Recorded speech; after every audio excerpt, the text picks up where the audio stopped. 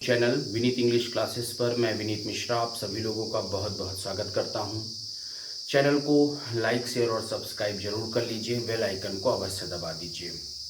UP TGT PGT और LT की grammar की सीरीज में आज हम आपके सामने एक बहुत ही इम्पॉर्टेंट टॉपिक लेकर आ रहे हैं। उस टॉपिक का नाम है active and passive voice. UP TGT PGT और एलटी की सीरीज में आज हम आपके सामने एक बहुत ही ज़्यादा इम्पॉर्टेंट टॉपिक लेकर आ रहे हैं। उस टॉपिक का नाम है एक्टिव एंड पैसिव वॉइस। ठीक है, बहुत ही ज़्यादा इम्पॉर्टेंट टॉपिक है, बहुत ध्यान से सुनिएगा। देखिए, एक्टिव एंड पैसिव वॉइस में कुछ हम आपको पहले ओरल बात बता देते हैं जो आपके इस ब्लैक बोर्ड पर नहीं लिखेंगे, लेकिन आपके जानने के लिए बहुत ही ज़्यादा इम्पॉर्टेंट बात है। पहला, जो एक्टिव वॉइस होता है उस एक्टिव वॉइस में हमेशा सब्जेक्ट इम्पॉर्टेंट होता है। आपको ये पता होगा कि बिना सब्जेक्ट और बिना ऑब्जेक्ट के एक्टिव और पैसिव जो है वो नहीं बन सकता।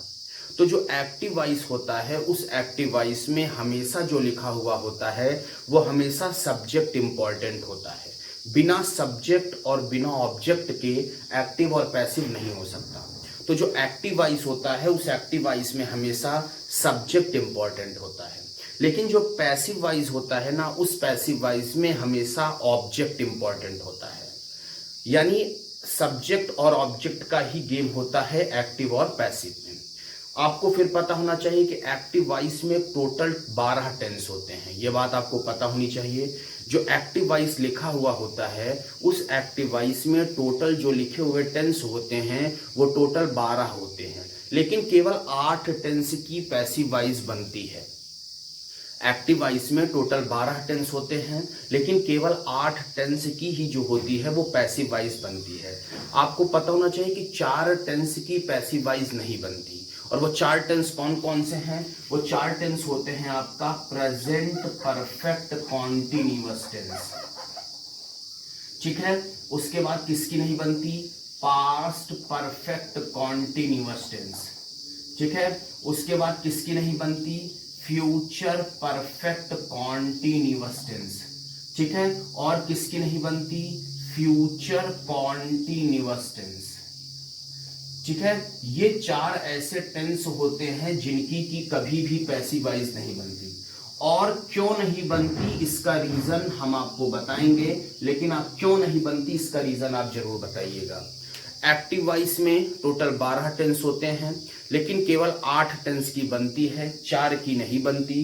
Present perfect continuous tense, past perfect continuous tense, future perfect continuous tense और फ्यूचर कॉन्टिन्यूअस टेंस। इस 4 टेंस की कभी भी पैसिव वॉइस नहीं बनती। ठीक है, अगली बात यह है कि केवल ट्रांसिटिव वर्ब की पैसिव वॉइस बनती है। जो ट्रांसिटिव वर्ब होते हैं, ट्रांसिटिव वर्ब किसे कहते हैं? जिस वर्ब का ऑब्जेक्ट होता है उस वर्ब को ट्रांसिटिव वर्ब कहते हैं, और जिस वर्ब का ऑब्जेक्ट नहीं होता है उस वर्ब को इनट्रांसिटिव वर्ब कहते हैं।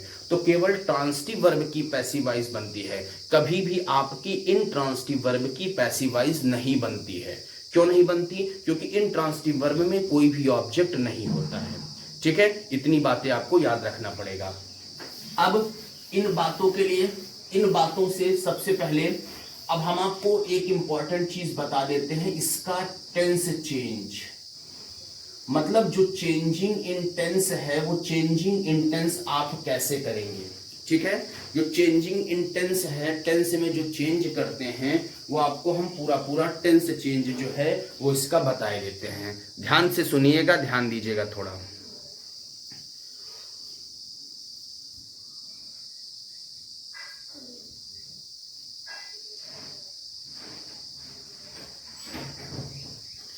चलिए, आपको इसका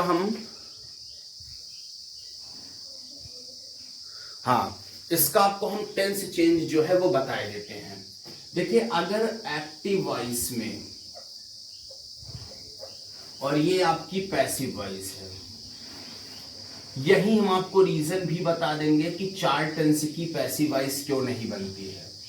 यही आपको हम रीजन भी बता देंगे कि 4 टेंस की पैसिव वॉइस क्यों नहीं बनती है। ठीक है, देखिए अगर कभी भी एक्टिव वॉइस में आपको डू और डज मिलेगा तो तुरंत आप पैसिव वॉइस में हेल्पिंग वर्ब यूज करिएगा इज एम आर।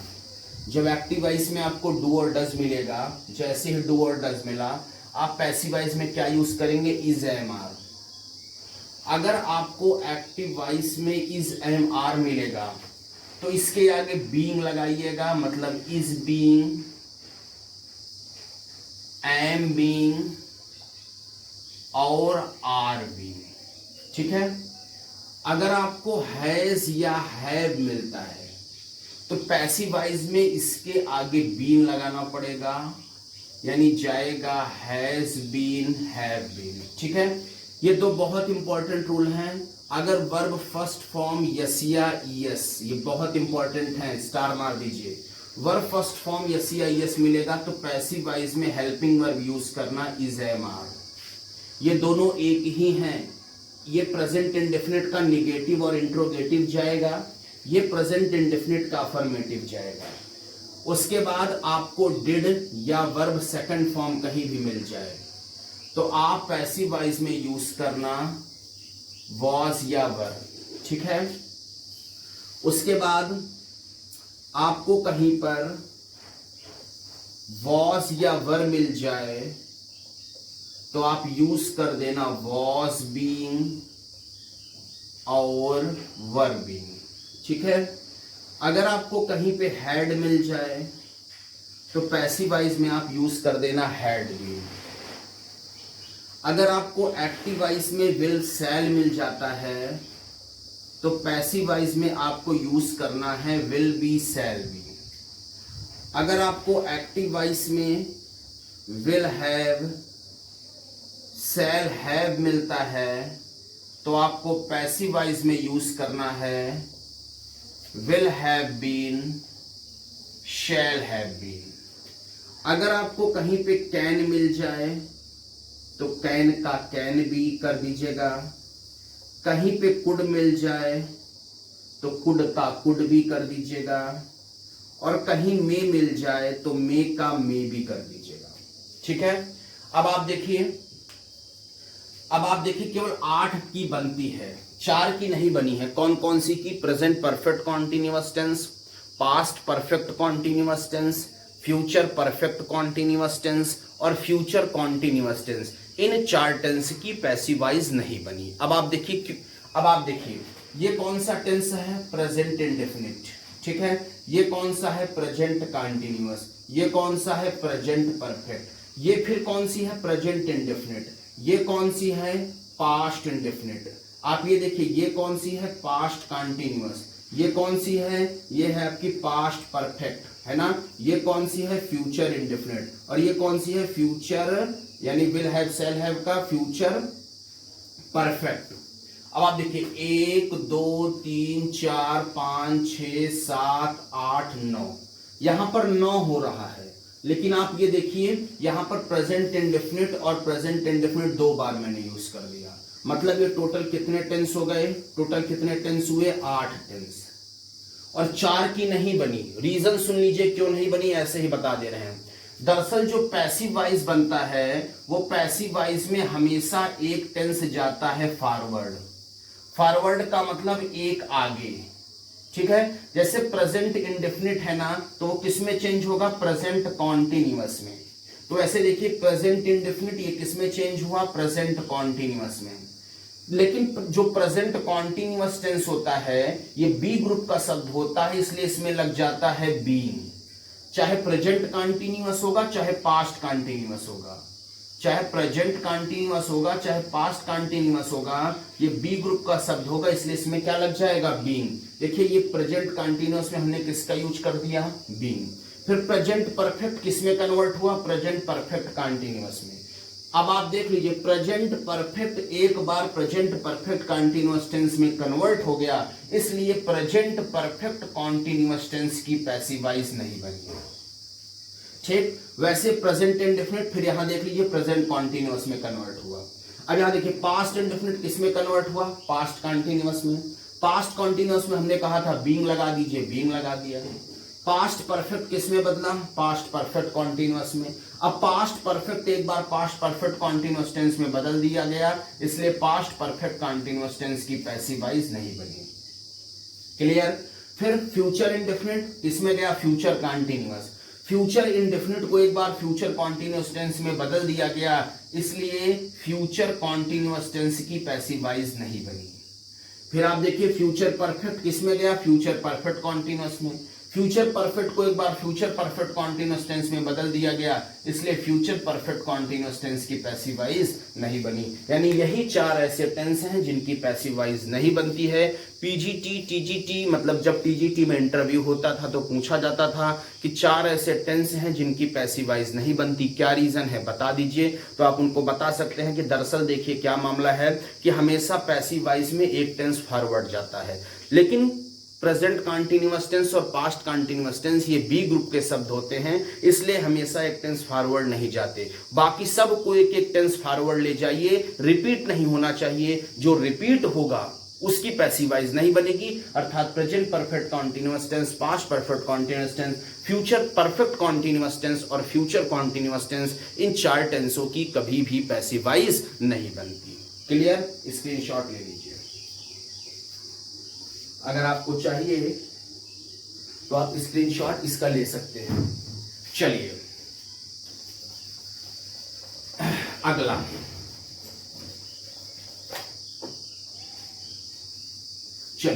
हम लेते हैं,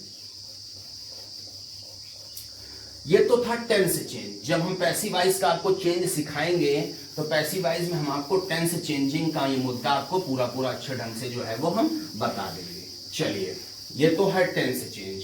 अब हम आपको आते हैं प्रोनाउन चेंज पर। अब हम आपके सामने क्या आते हैं, क्या लेकर आपके हम सामने लेकर आते हैं, प्रोनाउन चेंज को लेकर हम आपके सामने फ्रंट पर जो है वो आते हैं। अब आप देखिए, आपको पता है कि एक्टिव और पैसिव में हमेशा सब्जेक्ट को ऑब्जेक्ट और ऑब्जेक्ट को सब्जेक्ट बनाया जाता है। आपको पता है कि एक्टिव और पैसिव में हमेशा सब्जेक्ट को ऑब्जेक्ट और ऑब्जेक्ट को सब्जेक्ट बनाया जाता है। मतलब अगर ये कोई भी सब्जेक्ट पे है, मतलब और उसको अगर ऑब्जेक्ट में है, मतलब नॉमिनेटिव केस, ऑब्जेक्टिव केस, ठीक है। अगर कोई ऑब्जेक्ट में मी है तो सब्जेक्ट बनाना तो आई हो जाएगा, अर्थात पैसिव वॉइस में ऑब्जेक्ट को सब्जेक्ट बनाते हैं। ये सब तो आप लोग जानते हैं, क्योंकि टीजीटी, पीजीटी, एलटी की तैयारी आप कर रहे हैं तो इतना चीजें आपको मालूम होंगी। सब्जेक्ट को जब ऑब्जेक्ट बनाएंगे तो मी होगा, जब मी को रखेंगे ऑब्जेक्ट को सब्जेक्ट बनाएंगे तो आई होगा। वैसे ही वी का मुद्दा है, वी को जब ऑब्जेक्ट बनाएंगे तो अस जाएगा, और अस को जब उठाकर ले आएंगे तो वी होगा। वैसे ही का मुद्दा है, ही को उठाएंगे तो हिम होगा, हिम को उठाएंगे तो ही होगा। क्लियर? वैसे सी का मुद्दा है, सी को उठाएंगे तो हर होगा, हर को उठा के ले आएंगे तो सी होगा। वैसे ही दे को सब्जेक्ट को ऑब्जेक्ट बनाएंगे तो देम होगा, और देम को ऑब्जेक्ट से सब्जेक्ट बनाएंगे तो दे होगा। सी को बनाएंगे तो हर होगा, हर को बनाएंगे तो सी होगा। यू को बनाएंगे तो यू का यू हो जाएगा और यू का यू होगा। इट का क्या होगा, इट का इट रहेगा और इट का इट रहेगा। मतलब सब्जेक्ट को जब ऑब्जेक्ट बनाएंगे तो ये हो जाएगा, और जब ऑब्जेक्ट को सब्जेक्ट बनाएंगे तो ये हो जाएगा। ठीक, स्क्रीनशॉट ले लीजिए। चलिए, अब हम आपके सामने एक बहुत ही ज्यादा इंपॉर्टेंट रूल पर आते हैं। रूल क्या है? एक्टिव से पैसिव में कन्वर्ट करने का रूल। आप सीधा सिस्टम जानिएगा कि जब हम किसी सेंटेंस को एक्टिव वाइज से पैसिव वाइज में कन्वर्ट करते हैं तो उसका क्या रूल है। आप ध्यान दीजिएगा, अगर आपको एक्टिव से पैसिव में कन्वर्ट करना है तो आपको इतनी चीजें पहले ढूंढनी पड़ेंगी। पहले ढूंढ लीजिए, subject, helping verb, main verb और ऑब्जेक्ट। सबसे पहले आपको इतनी चीजें ढूंढनी पड़ेंगी। सब्जेक्ट ढूंढना पड़ेगा, हेल्पिंग वर्ब ढूंढना पड़ेगा, मेन वर्ब ढूंढना पड़ेगा और ऑब्जेक्ट ढूंढना पड़ेगा। ठीक है, अब आपको पता है सब्जेक्ट, अगर आपको सब्जेक्ट ढूंढना है ना तो आप मेन वर्ब से पूछो कौन और किसने। किससे पूछोगे? मेन वर्ब से।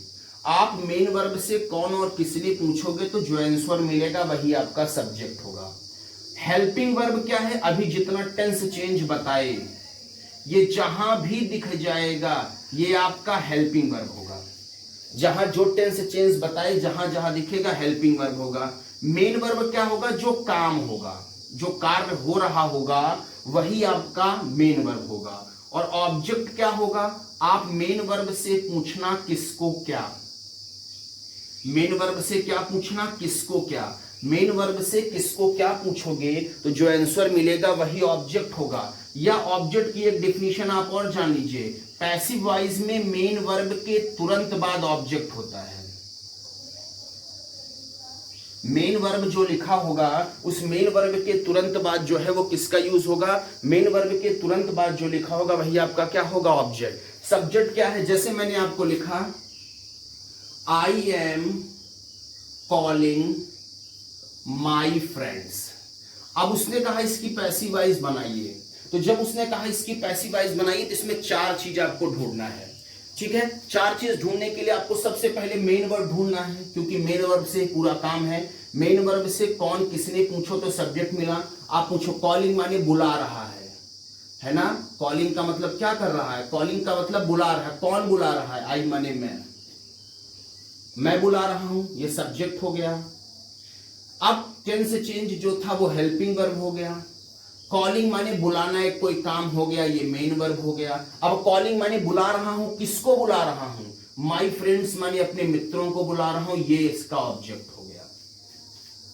ये इसका क्या हो गया? ऑब्जेक्ट। अगर मैंने लिखा कोई भी सेंटेंस ऐसे लिखे, subject, helping verb, main verb और ऑब्जेक्ट, अगर ये चार चीज आपने ढूंढ लिया, सब्जेक्ट ढूंढने के लिए क्या करना पड़ेगा? मेन वर्ब से कौन किसने पूछना पड़ेगा। हेल्पिंग वर्ब में जो टेंस चेंज है do, does, is, am, are, has, had, इतना जानते हैं आप। मेन वर्ब क्या है? जो काम होगा वो मेन वर्ब होगा। ऑब्जेक्ट क्या होगा? मेन वर्ब से आपको पूछना है किसको क्या। मेन वर्ब से किसको क्या पूछने पर जो भी रिप्लाई मिलेगा दैट इज कॉल्ड ऑब्जेक्ट। और ऐसे नहीं ढूंढ पा रहे हैं तो ऑब्जेक्ट के लिए आप मेन वर्ब के तुरंत बाद का शब्द पकड़िए, वही आपका ऑब्जेक्ट हो जाएगा। ठीक है, अब आपको क्या करना है? एक्टिव से पैसिव में बदलने के लिए नंबर एक काम आपको यह करना है कि जो ऑब्जेक्ट है उसको सब्जेक्ट बना डालिए। जो ऑब्जेक्ट दिया गया है, जो ऑब्जेक्ट, जैसे अभी मैंने तो आपको कहा कि आई एम कॉलिंग यू, एकदम छोटा सा। इसमें क्या करना है? इसमें आपको पता है आई क्या है? सब्जेक्ट। ये क्या है? Helping verb. ये क्या है? Main verb. ये क्या है? ऑब्जेक्ट। तो इसमें आपको ऑब्जेक्ट को सब्जेक्ट बनाना है। ये देखिए, ये है ऑब्जेक्ट, ये इसी ऑब्जेक्ट को आपने सब्जेक्ट बना दिया, अर्थात यू का हो गया यू। अब आप देखिए यहां पर मी होता तो वाई होता, हिम होता तो ही होता, हर होता तो सी होता, देम होता तो दे होता, इट होता तो इट होता, माई फ्रेंड आता तो माई फ्रेंड आता। तो यहां पर यू है तो यू का यू हो गया। ठीक है, ऑब्जेक्ट को सब्जेक्ट बनाओ। दूसरा नियम है कि ऑब्जेक्ट के अनुसार आप हेल्पिंग वर्ब का यूज करो। जो ऑब्जेक्ट दिया गया है उस ऑब्जेक्ट के अनुसार आप हेल्पिंग वर्ब का यूज करो। देखो एक्टिव वॉइस में क्या दिया गया? इज, एम, आर ना, तो पैसिव वॉइस में क्या जाएगा? Is being, am being, are being. तो यू के साथ यहां पर क्या लग जाएगा? यू के साथ लग जाएगा आर बीइंग। कंफर्म। तीसरा इसमें स्ट्रक्चर ये है कि आप हमेशा सदैव जो है वो वर्ब की थर्ड फॉर्म का प्रयोग करो। सदैव हमेशा किसका यूज करो? वर्ब की थर्ड फॉर्म। तो कॉल का थर्ड फॉर्म क्या हो जाएगा? कॉल्ड। ठीक है, उसके बाद सब्जेक्ट जो है उसको बाई लगाकर बाई प्लस ऑब्जेक्ट बनाओ। तो यहां पर ये आई है ना, तो यहां पर चला जाएगा बाई मी। कुछ नहीं करना, आपको चार चीज पकड़नी है, subject, helping verb, main verb और ऑब्जेक्ट। सब्जेक्ट के नीचे ऑब्जेक्ट, हेल्पिंग वर्ब के नीचे हेल्पिंग वर्ब, मेन वर्ब के नीचे वर्ब की थर्ड फॉर्म और ऑब्जेक्ट के नीचे बाई प्लस, यानी बाई प्लस ऑब्जेक्ट। याद रखना है मेन वर्ब के नीचे वर्ब की थर्ड फॉर्म आएगी और हेल्पिंग वर्ब यहां पर जो यूज होगी वो पैसिव वॉइस की। जैसे आप देखो सब्जेक्ट के नीचे ऑब्जेक्ट लिख दिए, ऑब्जेक्ट के नीचे बाई प्लस सब्जेक्ट लिख दिए, हेल्पिंग वर्ब के नीचे आप हेल्पिंग वर्ब का यूज किए, वर्ब की थर्ड फॉर्म के नीचे वर्ब की थर्ड फॉर्म का यूज किए। मतलब ऑब्जेक्ट को पहले सब्जेक्ट बनाएंगे। जैसे हमने लिखा सी इज या C has manufactured shoes in the market. हमने लिखा है C has manufactured shoes in the market. देखिए यहां पर क्या है, सी सब्जेक्ट हो गया, ये हेल्पिंग वर्ब हो गई, मैन्युफैक्चर्ड ये मेन वर्ब हो गई, शूज इसका ऑब्जेक्ट हो गया। अब इन द मार्केट हम छोड़ देते हैं, इन द मार्केट हम क्या कर देते हैं, अब यहां पर आप देखिए इन द मार्केट ये जो लिखा हुआ है, इस इन द मार्केट को हम छोड़ देते हैं, इन द मार्केट यहीं पड़ा का पड़ा रहेगा। क्यों? अब जैसे शूज को पहले मुंह उठाया, ये ऑब्जेक्ट को सब्जेक्ट बना दिया शूज, क्लियर। ऑब्जेक्ट को हमने क्या बना दिया, ऑब्जेक्ट को हमने बना दिया सब्जेक्ट। अब यहां पर देखिए शूज हो गया ना, अब ऑब्जेक्ट को सब्जेक्ट बना दिया, ठीक है। अगर मैंने शूज यहां से निकाल लिया तो इन द मार्केट किसके बाद बच रहा है, मैन्युफैक्चर्ड के बाद ना। तो जब हम मैन्युफैक्चर्ड लिखेंगे तो इन द मार्केट यहां पर लिख देंगे शूज के बाद। अब देखिए हेल्पिंग वर्ब के नीचे हेल्पिंग वर्ब आएगी, हैज हैव का has been, shoes plural number में है, हमने रख दिया हैव बीन। ये देखिए सब्जेक्ट हेल्पिंग वर्ब। अब मेन वर्ब के बाद वर्ब की थर्ड फॉर्म मैन्युफैक्चर, मैन्युफैक्चर का थर्ड फॉर्म मैन्युफैक्चर्ड। देखिए आपने शूज लिया था, बच क्या रहा है, आप ये देख लो, बच रहा है इन द मार्केट, और उसके बाद बाई और सी का चला जाएगा है। आई थिंक ये आपको समझ में आ गया होगा, ठीक। जैसे मैंने लिखा Mohan has called me in the room.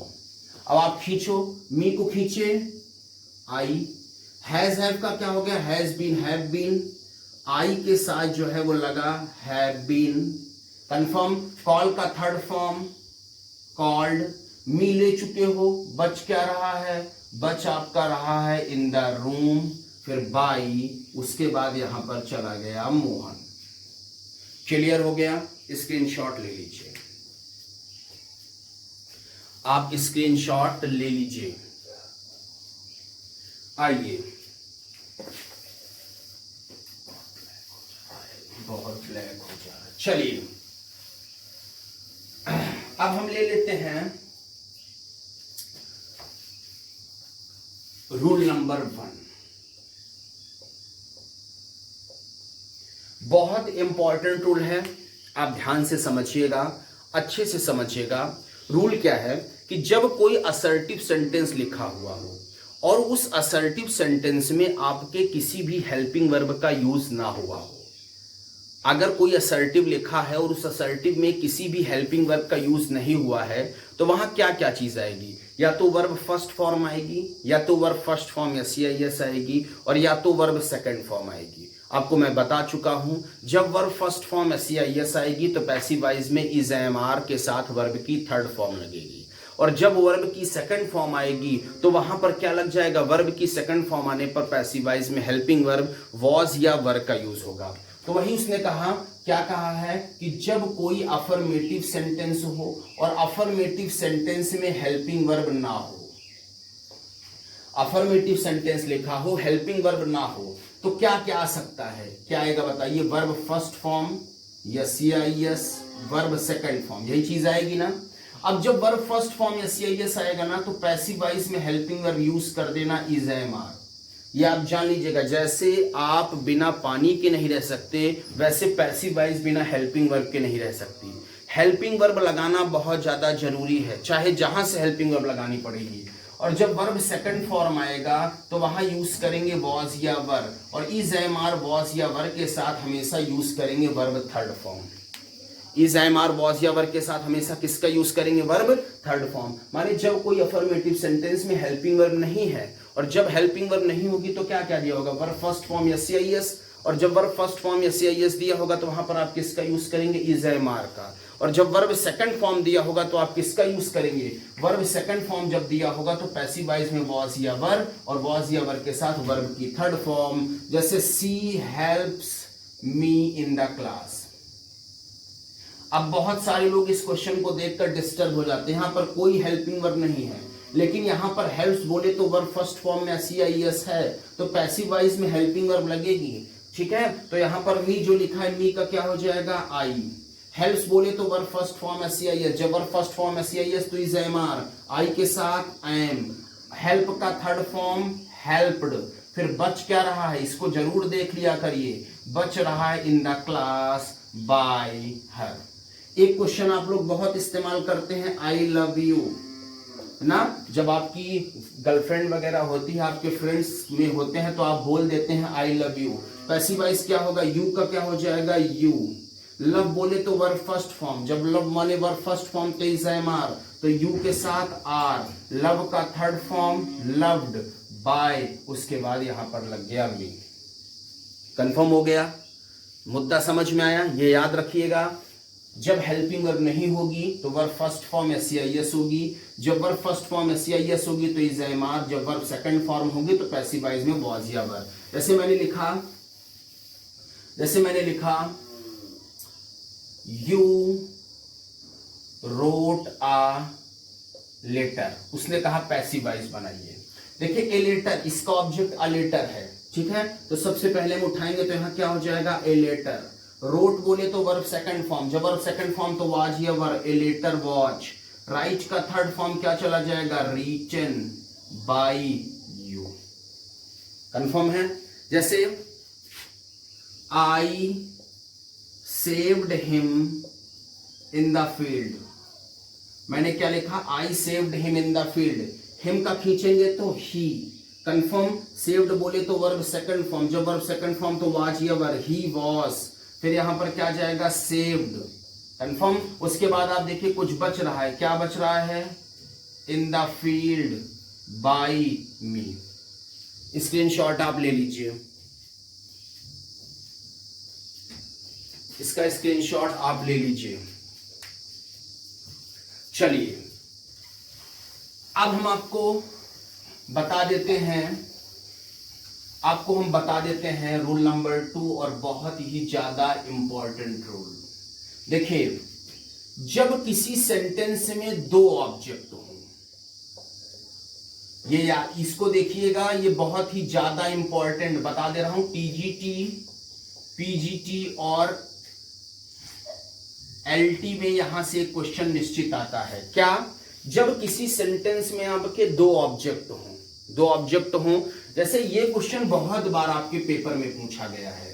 He teaches us science, उसने कहा ही टीचेस अस साइंस, आप इसकी पैसिव वॉइस बनाइए। ये क्वेश्चन बहुत पूछा गया है और बहुत सारे दोस्त हमारे इस क्वेश्चन में बहुत कंफ्यूजिंग रहते हैं, कोई दिक्कत नहीं है। अब बताइए, ये याद रखिएगा, जिसके जितने ऑब्जेक्ट उसकी उतनी पैसिव वॉइस, इसको अपने दिमाग में फिट रखिएगा। ज्यादा से ज्यादा दो ऑब्जेक्ट हो सकते हैं, अगर दो ऑब्जेक्ट हैं तो दो पैसिव वॉइस होंगी। अगर मेरे दोस्त ये ऐसे लिखा होगा कि I proposed you in the field या इन द गार्डन, तो आप ये मत सोचना प्रपोज्ड माने प्रपोज्ड किया, किसको प्रपोज्ड किया, यू, इसमें केवल एक ऑब्जेक्ट है। इन द गार्डन ये इसका ऑब्जेक्ट नहीं है, नहीं तो आप इन द गार्डन को भी घसीटे चलना। यहां देखो टीचर्स माने पढ़ाता है, किसको पढ़ाता है, अस माने हमें, क्या पढ़ाता है, साइंस। देखो किसको पूछने पर ये आंसर मिला, तो ये इसका इनडायरेक्ट ऑब्जेक्ट है और एक इसका डायरेक्ट ऑब्जेक्ट है, माने इसमें दो ऑब्जेक्ट हैं। इसमें कितने ऑब्जेक्ट हैं, मींस इसमें कितने ऑब्जेक्ट हैं, इसमें दो हैं, वो दो ऑब्जेक्ट हैं। जब दो ऑब्जेक्ट हैं तो दो पैसिव वॉइस बनेगी। पहले सम्मान से पहला ऑब्जेक्ट उठा लो, साइंस वहीं छोड़ दो, ठीक है। एक चीज हमेशा याद रखना, मेन वर्ब के बाद पहले इनडायरेक्ट ऑब्जेक्ट लिखा जाता है और बाद में डायरेक्ट ऑब्जेक्ट। अगर मेन वर्ब कहीं लिखी गई है तो मेन वर्ब के बाद पहले इनडायरेक्ट ऑब्जेक्ट लिखा जाएगा और बाद में डायरेक्ट ऑब्जेक्ट। कंफर्म। लेकिन अगर मेन वर्ब के बाद पहले डायरेक्ट ऑब्जेक्ट लिख दिया जाए और बाद में इनडायरेक्ट ऑब्जेक्ट लिखा जाए तो इनडायरेक्ट ऑब्जेक्ट के पहले टू का यूज होगा। अगर मेन वर्ब के बाद पहले डायरेक्ट ऑब्जेक्ट लिख दिया जाए और बाद में इनडायरेक्ट लिखा जाए तो इनडायरेक्ट ऑब्जेक्ट के पहले हमेशा यूज होगा टू का। जैसे नेहा गेव मी अ पेन, ये भी सेंटेंस एकदम सही है। क्यों भाई, मी इनडायरेक्ट है, ए पेन डायरेक्ट है। अगर इसी सेंटेंस को उसने ऐसे लिख दिया मेरे दोस्त, Neha gave a pen to me, ये भी एकदम सही है। क्यों? ए पेन डायरेक्ट है, यहां पर इनडायरेक्ट है। जब डायरेक्ट पहले लिखा गया तो इनडायरेक्ट बाद में लिखा गया, तो इसके पहले टू का यूज हो गया। तो वही सिस्टम इसमें है। क्या सिस्टम है? अगर पहले इनडायरेक्ट को उठाए तो कोई दिक्कत नहीं, अस को उठाए तो वी, टीचर्स बोले तो verb first form SCIS, is am are, we के साथ आर, टीच का थर्ड फॉर्म टॉट। अब देखो अस को ले चुके हो, छूट कौन रहा है? Science, by him. ये आपने किससे बनाया? डायरेक्ट से। अगर पहले अब इनडायरेक्ट से बना, अगर आप डायरेक्ट को पहले लाओगे तो आपको इतना करना पड़ेगा कि इनडायरेक्ट ऑब्जेक्ट के पहले टू लगाना पड़ेगा। यही इसमें दिमाग लगाइएगा, यही फंसाता है। क्या कि इनडायरेक्ट से अगर पहले बनाओगे तो कोई दिक्कत नहीं, और अगर डायरेक्ट आपने पहले उठा कर लाया तो इनडायरेक्ट ऑब्जेक्ट के पहले आपको टू लगाना पड़ेगा। ये इतना आप जरूर ध्यान दिए रहिएगा। तो साइंस को लाएंगे तो साइंस, कंफर्म। उसके बाद इज, ठीक है। टीच का थर्ड फॉर्म टॉट।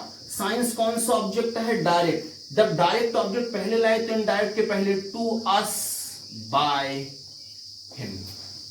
इतना आपको ध्यान देना है कि साइंस को डायरेक्ट को जब पहले लाओगे तो आपको इनडायरेक्ट ऑब्जेक्ट के पहले टू लगाना पड़ेगा। ये आप याद रखिएगा कि जब इनडायरेक्ट को पहले लाओगे तो कोई दिक्कत नहीं, और जब आप डायरेक्ट को बाद में लेकर आओगे तो इनडायरेक्ट ऑब्जेक्ट के पहले टू लगाना पड़ेगा। अगर उसने ऐसे कहा होता नेहा गेव मी अ पेन, अभी जस्ट आपको बताया, उसने कहा होता इसकी पैसिव वॉइस बनाओ, तो देखो एक मी है एक पेन है, तो मी को खींचे पहले आई, गेव बोले तो वर्ब सेकंड फॉर्म तो वॉच, गिव का थर्ड फॉर्म गिवन। अब देखो मी पहले ले चुके, बच कौन रहा है? ए पेन, बाई, नेहा। अगर आपने ए पेन से उठाया पहले तो यहां पर क्या हो जाएगा? ए पेन, ठीक है। उसके बाद यहां पर क्या हो जाएगा? वॉस। गिव का थर्ड फॉर्म क्या हो जाएगा? गिवन। आपने यहां कौन सा ऑब्जेक्ट लिया? यहां पर आपने कौन सा ऑब्जेक्ट लिया? यहां पर आपने डायरेक्ट लिया, तो आपको ससम्मान इनडायरेक्ट के पहले टू मी, बाई, नेहा। ये एक्टिव पैसिव की आज डे 1 की क्लास थी। कल निगेटिव, इंट्रोगेटिव, इंपरेटिव और अच्छे अच्छे रूल्स अभी आपको बताना है। वीडियो अगर आपको अच्छा लगा हो तो चैनल को लाइक शेयर और सब्सक्राइब जरूर कर लीजिए। बेल आइकन को अवश्य दबा दीजिए ताकि आपके पास क्लासेस और न्यूज दोनों की अपडेट हमेशा पहुंचती रहे। आप सभी को बहुत बहुत धन्यवाद। Thank you.